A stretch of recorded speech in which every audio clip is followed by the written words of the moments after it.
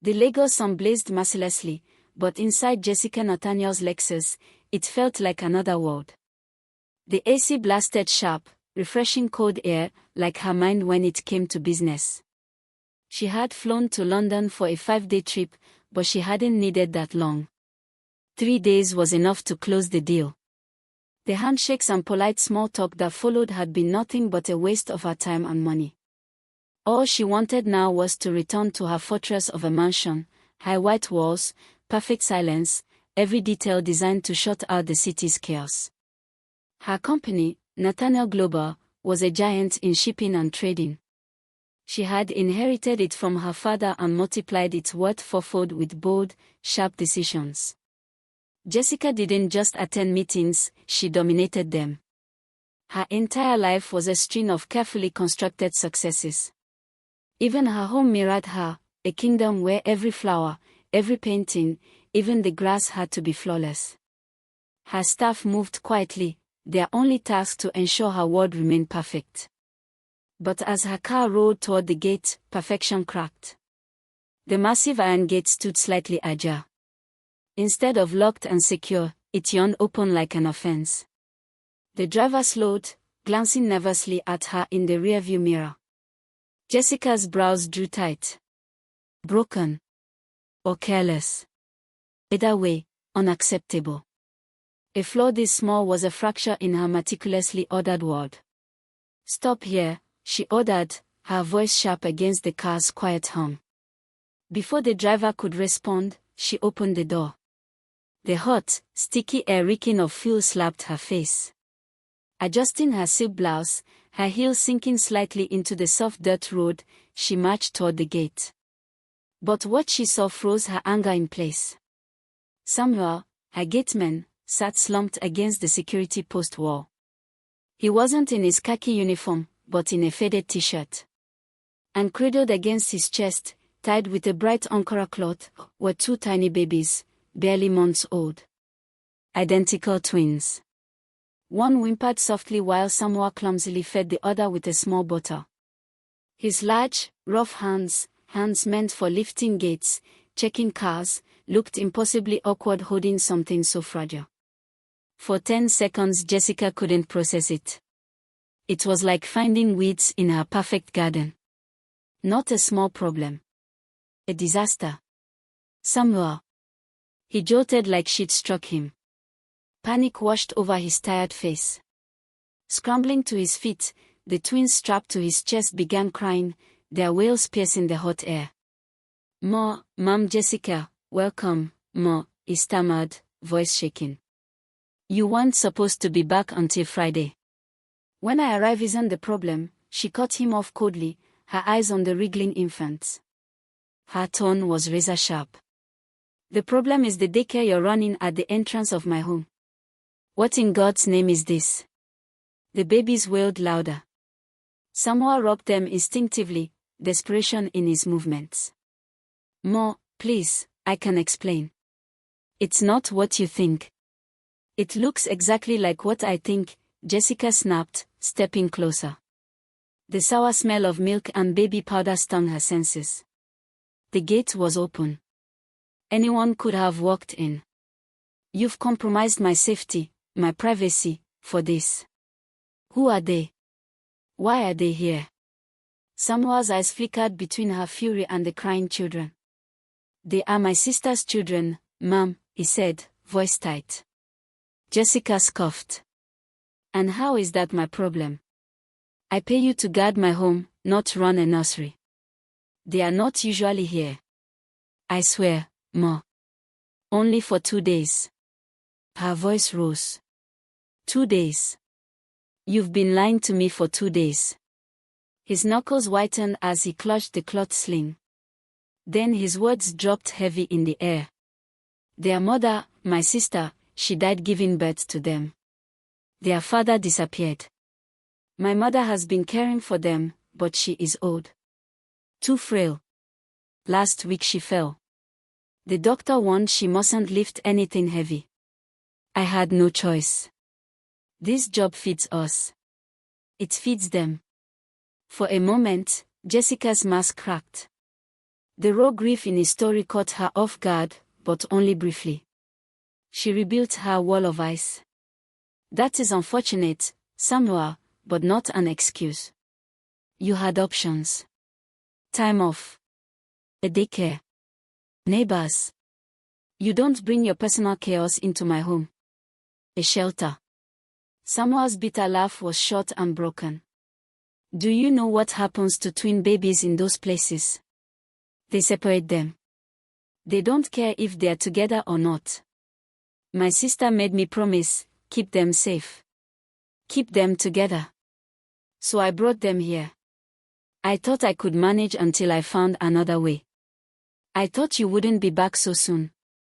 You thought wrong, Jessica said coldly. You live here. You know the rules. No one enters without permission. Not even children. And they are people, Samuel. You risk everything. For the first time, defiance sparked in his tired eyes. His voice was quiet but sharp. Your reputation.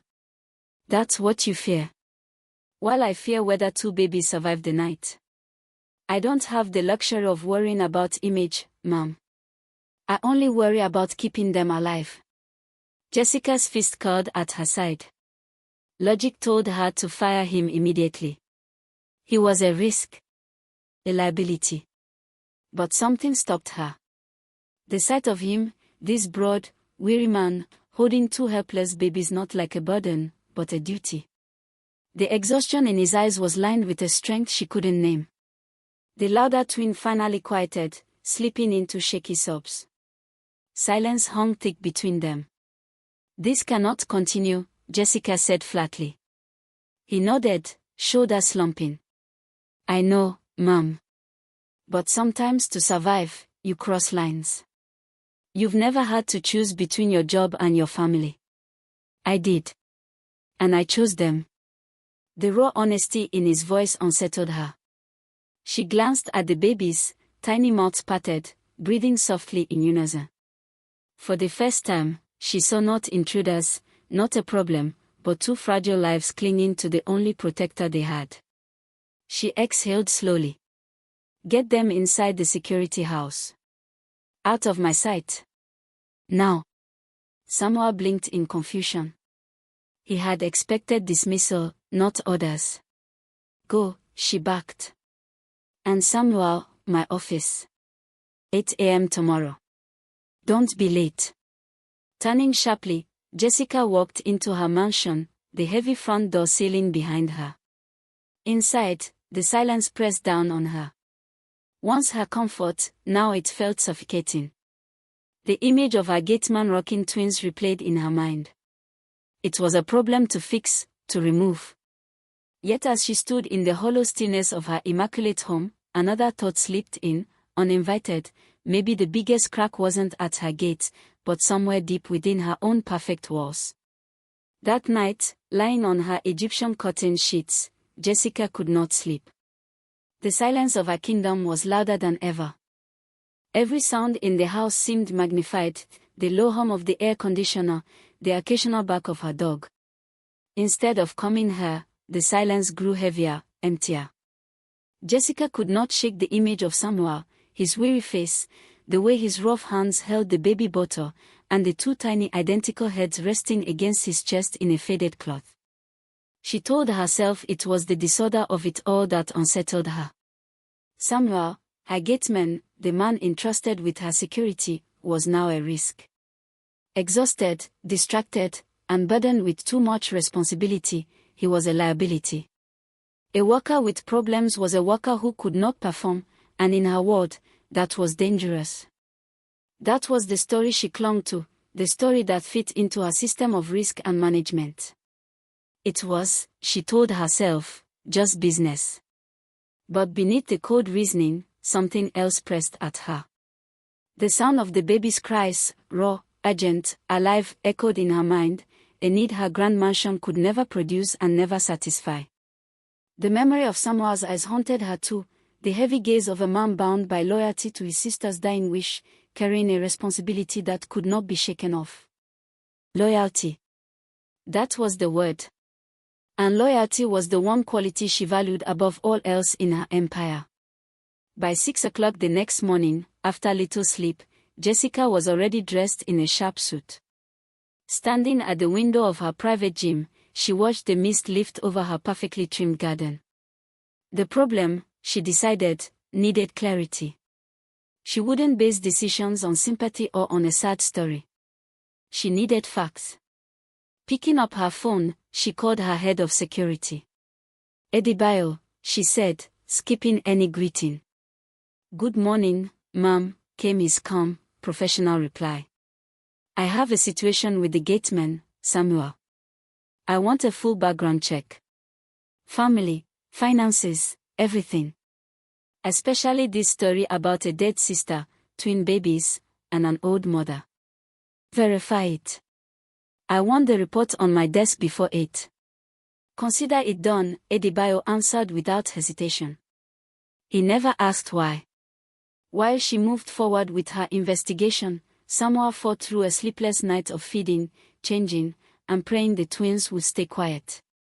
At last, Noah and Nora drifted into fragile slumber, giving him just enough time to tidy the room before his morning shift. His heart sank at the thought of facing his employer.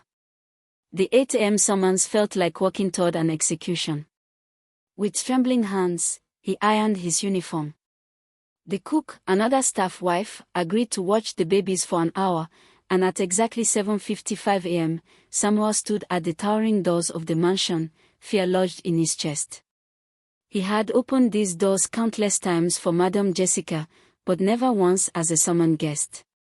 The houseboy led him in, eyes flickering with curiosity and pity. The hallways stretched wide and silent, museum-like, lined with art worth more than Samuel could earn in 100 lifetimes. The air smelled of jasmine and quiet wealth. The study was less an office than a command center. A massive desk sat before a glass wall overlooking manicured gardens and a pool. Behind the desk sat Jessica, tablet in hand, every inch the queen on her throne. "Sit," she ordered without looking up. Samuel perched nervously on the edge of the hard chair, back straight, paws hammering. The silence dragged until she finally looked at him, her gaze sharp as a surgeon's blade. "Your name is Samuel Kendall," she began. "From Imo State. Employed here 3 years. Your record was flawless, until 2 days ago." He swallowed. "Yes, ma'am." She continued, reading coldly from her tablet. "Your sister, Mercy Kendall, died in Ajigona Hospital 2 months ago during childbirth. The children's father, one-toned, disappeared soon after. Your mother has been caring for them, but was recently hospitalized herself for high blood pressure and exhaustion.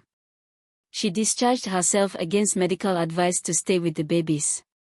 Every detail matched his life. She knew everything. His lips parted, but she silenced him with a raised hand. "You broke my trust, Samuel. You compromised the security of this house. Normally, that alone is grounds for termination." Samuel's chest tightened. This was the end. His last hope collapsing. "Please, ma'am," he whispered, voice breaking. "I beg you. I'll work longer hours, take less pay, anything. Just don't take this job. My children, they have nothing else." Jessica leaned back, studying him.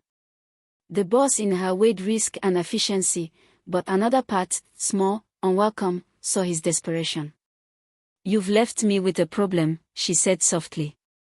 "And I don't tolerate problems. I solve them." She slid the tablet across the desk. Samuel braced for dismissal. Instead, he saw a proposal. Subject, Samuel Kendall. Medical care, your mother will see my personal doctor. All costs covered. Child care, a professional nanny, vetted by security, will be hired to live on site and care for Noah and Nora. Her salary will be deducted gradually from your wages over 5 years. Terms, the children remain in staff quarters. Your focus must remain on your duties. Any lapse ends the agreement, and your job. Samuel stared, hardly breathing. Relief and disbelief flooded him. Tears blurred the screen. He had expected punishment, maybe a token gesture of pity, not this carefully engineered lifeline. "Why?" he choked out. "Why would you do this?" Jessica turned toward the sunlit garden beyond the glass. Her voice, when it came, was steady but softer than before. "Because you showed loyalty. To your sister. To your family. I expect that same loyalty from you in return. Do we have an agreement?" Samoa bowed his head, tears dripping freely. Words failed him, but his silence spoke louder than any oath. A bond was formed between a powerful woman who solved problems and a desperate man whose loyalty had just been given a second life. And in the echoing stillness of her grand study, Jessica Nathaniel let something new enter her fortress, the fragile, chaotic beauty of human connection. Slowly and awkwardly, as if handling something priceless and fragile, Jessica bent down and lifted the little girl into her arms. Nora was heavier than she looked, warm, solid, and alive. She smelled faintly of baby powder and milk. Instead of crying, the child nestled against Jessica's shoulder with a soft, contented sigh, her tiny fingers clutching a handful of silk blouse and wrinkling it without care. Then came the laugh, the bubbly, infectious giggle Jessica had only ever heard from a distance. Now, so close to her ear, it was like a key sliding into a hidden lock inside her. For one fleeting moment, she felt her entire world shift. The German deal, the stock market, the endless battles of power, suddenly none of it seemed important. What mattered was the warm weight of the child in her arms, the steady rhythm of her breathing, and the unguarded trust that had been given to her so freely. Across the room, Mrs. Janet had soothed Noah and now stood watching with wide, knowing eyes. After a long pause, Jessica carefully returned Nora to her. She said nothing, her face unreadable, and simply walked back toward her study. Yet the small damp mark on her blouse where Nora's head had rested felt permanent, as if something had been imprinted there. But she did not return to her walk. Instead, she stepped out onto the balcony. The storm had passed, leaving the night air cool and sharp, carrying the faint scent of rain. Port Harcourt's lights glittered on the horizon. She thought of her father, a man who had taught her that money was power, and ownership was everything. She had built a kingdom on that belief, a fortress of wealth, a life filled with things, but empty of people. Rooms full of employees, meetings packed with voices, yet she had remained utterly alone. Until tonight. Holding that child had shown her another kind of wealth, another kind of power. Not the power to buy, but the power to protect. Not the wealth of numbers in a bank account, but the richness of a fragile human life that trusted her completely. The next morning, as her sleek car rolled toward the gate, Samoa stepped forward with his usual precision. But this time, Jessica pressed the button and lowered her window. Samoa's eyes widened in surprise. "Good morning, Samoa," she said. Her voice was warm, uncharacteristically gentle, and for the first time, she smiled, open and genuine. For a heartbeat, he was stunned. Then his face broke into a broad, disbelieving grin. "Good morning, Mum." "All is well, Mum," he replied, his voice trembling with joy. As the car pulled away, Jessica did not reach for the financial news on her tablet. Instead, she glanced back at the house that had once been her fortress. It no longer seemed cold or empty. In her memory, she could almost hear the echo of Nora's laugh. She had set out to solve a problem at her gate. But in doing so, she had opened a door she never meant to, one that led straight into her own heart, where life, in all its messy, unpredictable beauty, had quietly taken root. In the weeks that followed, change crept into Jessica's life quietly, like sunlight slipping through the cracks of heavy curtains. At first, she told herself she was only observing, ensuring her investment was working. But the truth was harder to ignore. She found her steps slowing near the balcony whenever she heard laughter floating in from the staff quarters. She noticed the twins' rhythms, the insistent wail of Noah when he wanted attention, the bubbling giggles of Nora whenever someone clapped or made a silly face. Samuel, freed from exhaustion, moved with a new steadiness. He saluted sharper, his uniform always crisp, his gaze brighter. Gratitude showed in everything he did, even if he never voiced it. And Mrs. Janet, with her calm, maternal authority, had created a small rhythm of life in the quiet corners of the mansion, feeding, soothing, singing soft Yoruba lullabies that floated through the halls at odd hours, a strange new music blending with Jessica's word of contracts and conference calls. One evening, after another long day negotiating with stubborn foreign investors, Jessica lingered by the balcony. She told herself it was habit, just a glance. But what she saw stilled her. Mrs. Janet had laid a mat on the grass below. The twins crawled clumsily over it, their hands reaching for each other, their faces glowing with laughter in the fading sunset. Samuel stood nearby, not as a distracted man weighed down by fear, but as a proud father keeping silent watch. For a moment, Jessica allowed herself to simply stand there and breathe. The sight filled something in her she had never admitted was empty. The old Jessica would have scolded them for bringing the children too close to the main house. Now she found herself leaning on the railing, eyes soft, her throat tight. She remembered her father's voice again, the one that had shaped her ambition: people are replaceable. Problems are to be eliminated. Never let emotions cloud your judgment. Yet here she was, the sharpest woman in her field, the Iron Lady of Port Harcourt business circles, and she couldn't bring herself to look away from two tiny children laughing in the grass. That night, alone in her study, she stared at the reflection in her glass window. For the first time in years, she wondered if she had been wrong about what power really meant. The following week brought the kind of chaos Jessica thrived on in business, a high-stakes shipping dispute with a rival company in Singapore. Normally, she would have handled it with her usual cold precision, meetings stacked back-to-back, late-night calls, strategies crafted like surgical strikes. But something was different. For the first time in her career, her thoughts wandered in the middle of a deal. While reviewing financial forecasts, her mind strayed to the memory of Nora's chubby hands reaching for her. While answering emails, she caught herself hearing Noah's cries echo faintly in her imagination. She shook it off, telling herself it was just distraction, a weakness she could not afford. And yet, when Mrs. Janet brought the twins into the courtyard one morning, Jessica paused at the window longer than she intended.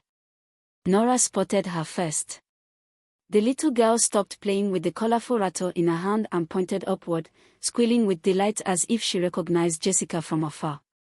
Noah, not to be left behind, started clapping his small hands until Mrs. Janet laughed. Jessica's chest tightened. She quickly turned away, furious at herself. You are not their mother. You are not even their family.